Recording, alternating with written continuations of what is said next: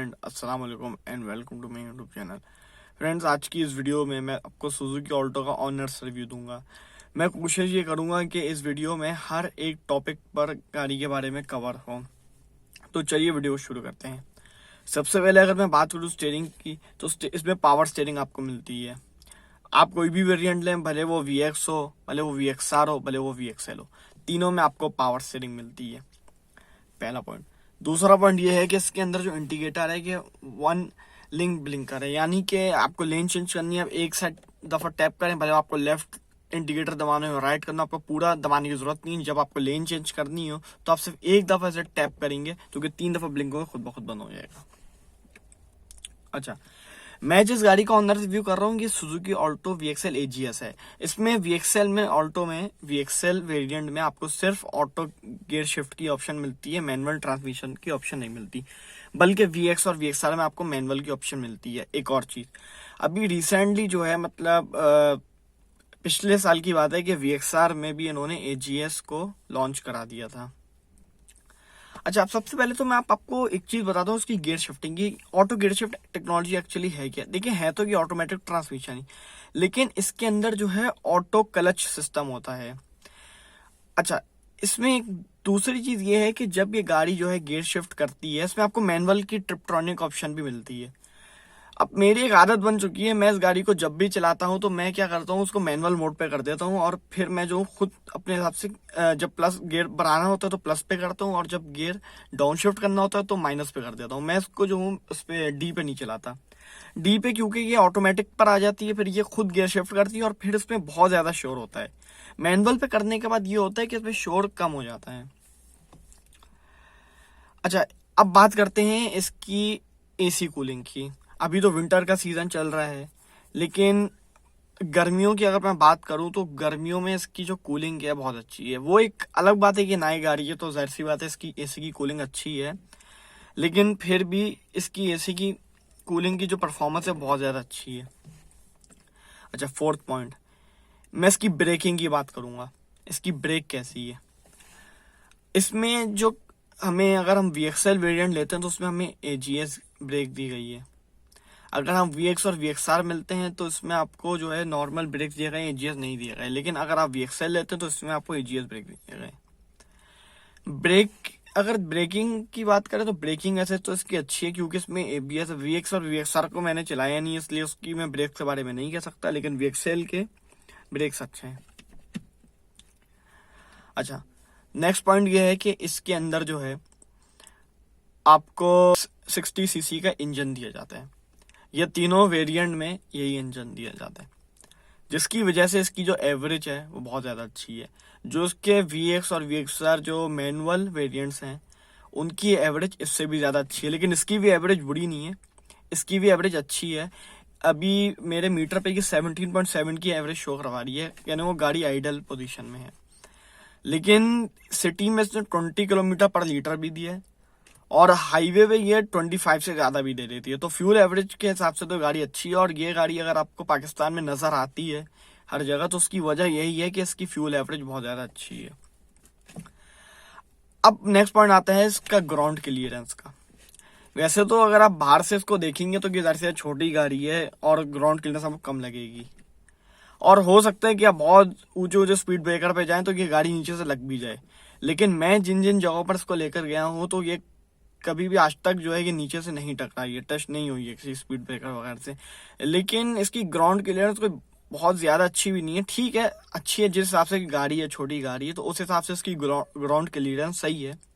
मैं ये नहीं कह रहा कि ये हर जगह टकराएगी, मैं से बहुत जगह पे लेके गया नहीं टकराई अब तक ये, लेकिन हो सकता है कि कोई बहुत ज्यादा ऊंचा स्पीड ब्रेकर हो तो फिर टकराएगी, मस्त है, ऐसा हो नहीं सकता नहीं टकराएगी, क्योंकि आप खुद ही देखें इसकी ग्राउंड क्लियरेंस जो है इतनी अच्छी आपको दिखने में नहीं लगेगी, और ये इतनी अच्छी है भी नहीं, लेकिन काफी हद तक बेहतर है और छोटी गाड़ियों से। अगर आप कोई जैपनीज इंपोर्टेड छोटी गाड़ी से लेते हो तो उनसे तो इसकी ग्राउंड क्लियरेंस बहुत ज्यादा बेहतर है, उनसे तो काफी अच्छी है, क्योंकि वो तो जरा सा भी ऊंचा स्पीड वगैरह पे टकरा जाती है, उससे तो बहुत बेहतर है।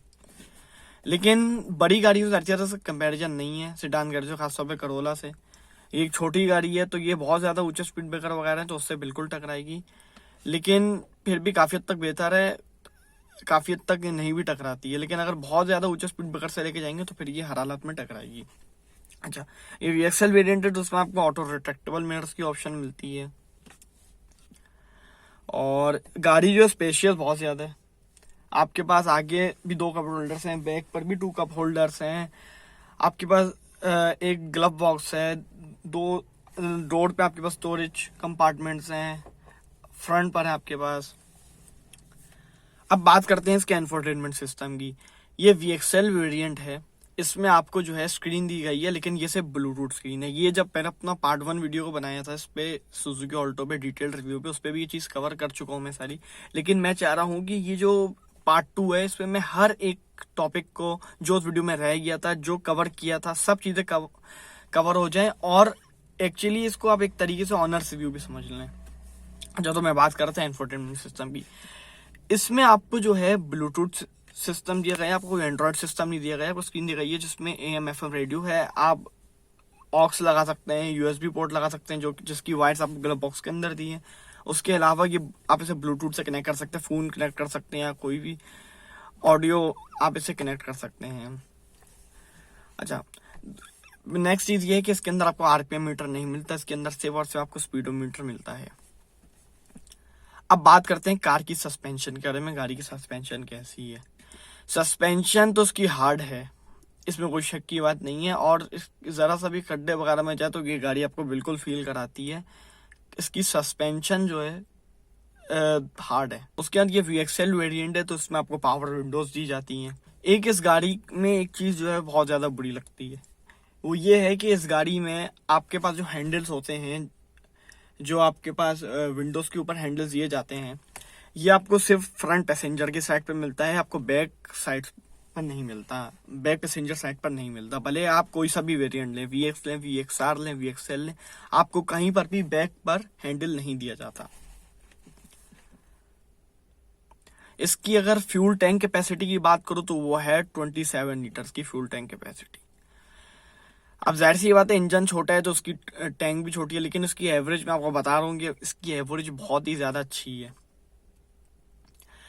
इस गाड़ी में वही वाली बात आ जाती है। अगर मैं इसकी डिसएडवांटेज की बात करूँ, एडवांटेजेस तो देखो इसको फ्यूल एवरेज है, डिसएडवांटेजेस में आ जाता है गाड़ी में नॉइज बहुत ज्यादा है, बहुत ज्यादा शोर है। यहाँ तक कि अगर कोई चीज बाहर से गुजरती है, कोई गाड़ी स्पीड में गुजरती है, आपको पहली बात तो है कि आपको कैबिन नॉइज बहुत ज्यादा इसका जो है सुनाई देता है।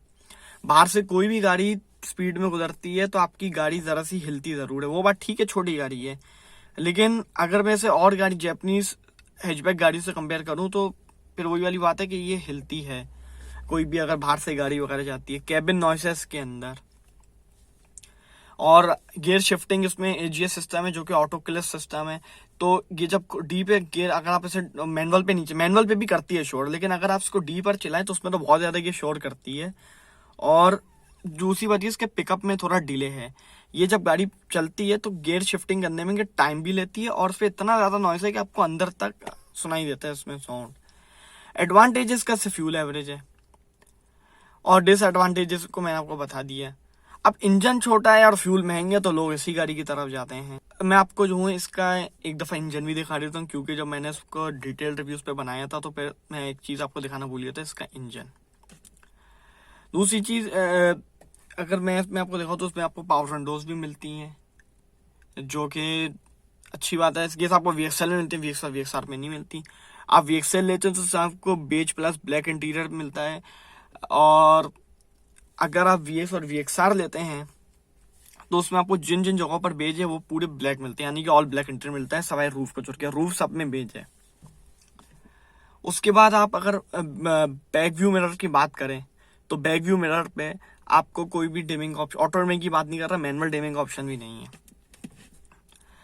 अच्छा, गाड़ी की मैं आपको पार्ट्स की बात करूं, ये गाड़ी के पार्ट्स की अवेलेबिलिटी कैसी है, तो गाड़ी के जो पार्ट्स हैं ये आपको डीलरशिप पर तो यही कहना है कि जो सुजुकी ऑल्टो है इसके पार्ट्स की अवेलेबिलिटी है। और जाहिर सी बात है, ये सुजुकी कंपनी, सुजुकी गाड़ियों की तो रीसेल और पार्ट्स अवेलेबिलिटी का कोई मसला नहीं होता। पार्ट्स भी अवेलेबल होते हैं और इसकी रीसेल भी बहुत अच्छी होती है। और ये बात है, ऑल्टो की जो है रीसेल बहुत अच्छी है, और ये बिग भी फ्यूल एवरेज की वजह से ही। अगर मैं इसके स्पीकर की बात करूं तो इस गाड़ी में आपको जो है 2 स्पीकर्स दिए जाते हैं फ्रंट पे। बैक पर आपको डोर पर स्पीकर की ऑप्शन मिलती है, उसके अंदर स्पीकर नहीं है लेकिन आपके पास ऑप्शन जरूर है, आपके पास होल जरूर दिए गए हैं, आप चाहें तो उसके अंदर स्पीकर्स लगवा सकते हैं। अब बात ये करता हूँ कि इस गाड़ी में कौन सा ऐसा फीचर होता जो तो कि ज्यादा अच्छा हो जाता। वैसे तो अगर हम देखा जाए तो इस गाड़ी में तकरीबन सारे ही फीचर्स, हर जो जरूरत वाले फीचर्स होते हैं जो कि हम लोगों को काम पड़ जाते हैं, जिसके लिए हम रिट्रैक्टेबल मिरर कहते थे, जो कि हमारे पास करोला ग्रैंडी में जाके आता था, इस तरीके का फीचर तक हमें इसमें ऑल्टो VXN में मिलता है। तो हर जरूरत के फीचर तो इसके अंदर कवर हैं। अब बात ये करते हैं कि कौन से ऐसे फीचर्स हैं जो कि इस गाड़ी के अंदर होते ज्यादा अच्छा होना। एक, वैसे तो इस गाड़ी में ठीक है, मुझे कोई इतना मसला नहीं है, एक ट्रैक्शन कंट्रोल का बटन हो जाता तो ज्यादा अच्छा होता। और दूसरी बात क्रूज कंट्रोल। वैसे तो देखिए इस गाड़ी का हाईवे पे इतना सफर मेरा नहीं है, लेकिन फिर भी अगर ये क्रूज कंट्रोल इसके अंदर हो जाता तो ज्यादा अच्छा होता। और ट्रैक्शन कंट्रोल तो होना चाहिए, ट्रैक्शन कंट्रोल मस्त है। उसके अलावा इस गाड़ी के अंदर आपको ड्यूल एयर बैग्स दिए जाते हैं, जो कि अच्छी बात है, जो कि अब हर गाड़ी में ही तकरीबन आ रहे हैं, कंपलसरी कर दी है हर गाड़ी में। अब मैं आपको एक इसका इंजन दिखा देता हूँ, इस गाड़ी का एक इंजन का लुक दिखा देता हूँ मैं आपको। गाड़ी में अगर मैं टायर्स की बात करूँ तो इसमें यूरो टाइकन के टायर दिए गए हैं, जो कि लोकल टायर हैं। और इसमें एक और चीज़ है कि अगर आप टायर देखें तो इसकी जो टायर की प्रोफाइल है वो बहुत ही ज़्यादा कम है। हालांकि इसकी प्रोफाइल उतनी कम होती नहीं है, इसका जो जैपनीज वेरिएंट है ऑल्टो का, उसकी अगर आप टायर की प्रोफाइल देखें तो वो ज्यादा थी, इससे इसकी टायर की प्रोफाइल कम है। और अगर आप चाहें तो बहुत से लोग ऐसा भी कर रहे हैं कि ज्यादा प्रोफाइल वाला टायर गाड़ी लेने के बाद लगवा लेते हैं, क्योंकि उसकी प्रोफाइल जो है बहुत ही कम है टायर्स की। अब मैं आपको इंजन का एक लुक दिखा देता हूँ। फ्रेंड्स, ये इस गाड़ी के इंजन का लुक है। ये बैटरी है, ये आपके पास वाइपर वॉशर फ्लूइड यहाँ पे आप डालते हैं, यहाँ पर आप ब्रेक फ्लूइड डालते हैं, और ये कूलेंट यहाँ पे आप डालते हैं कि रेडिएटर है, रेडिएटर कैप। तो ये थी इसकी इंजन की लुक। उसका जो स्टैंड है बोनेट का वो ये दिया गया है। सो ये इस गाड़ी की POV ड्राइव है, ये शॉर्ट POV ड्राइव है। आई होप कि आप इसे एंजॉय करेंगे।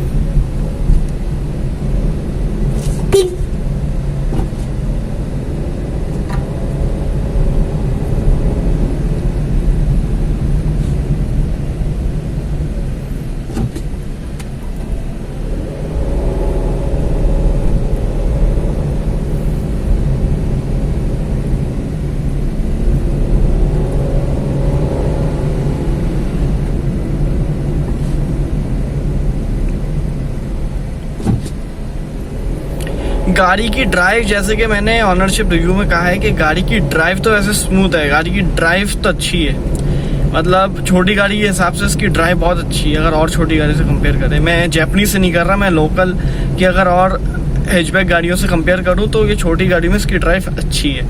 लेकिन आप देख सकते हैं कि इसका AGS वेरिएंट है, इसमें इसका इंजन नॉइस कितनी है, और इसके गियर चेंज में भी डिले है। और आप लोग को जो है माइक पर भी आवाज़ आ रही होगी इसकी इंजन नॉइस की, कि इसमें इंजन में बहुत ज़्यादा नॉइज़ है।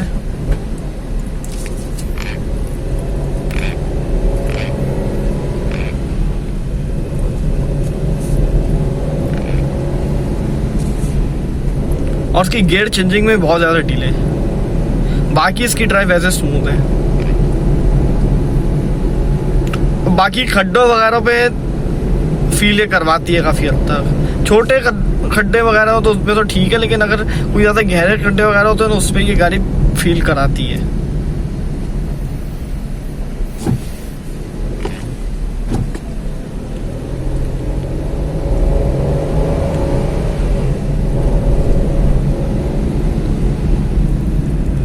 इस गाड़ी में 4 लोग आराम से आ जाते हैं। और बैक पर इस गाड़ी की जो है, अगर हम लेग रूम की बात करें तो लेग रूम तो इसकी ठीक है, बाकी हेड रूम की बात करें तो हेड रूम थोड़ी सी कम है। बाकी सिटी के लिए तो ठीक है, लेकिन लॉन्ग के लिए आपको कॉम्प्रोमाइज करने पड़ेगा, और 4 लोग प्रॉपरली आ सकते हैं। हाँ, एक कोई 10 साल 12 साल का कोई बीच में बच्चा आ सकता है, कोई माइनर बीच में आ सकता है, लेकिन 2 एडल्ट पीछे आराम से आ सकते हैं।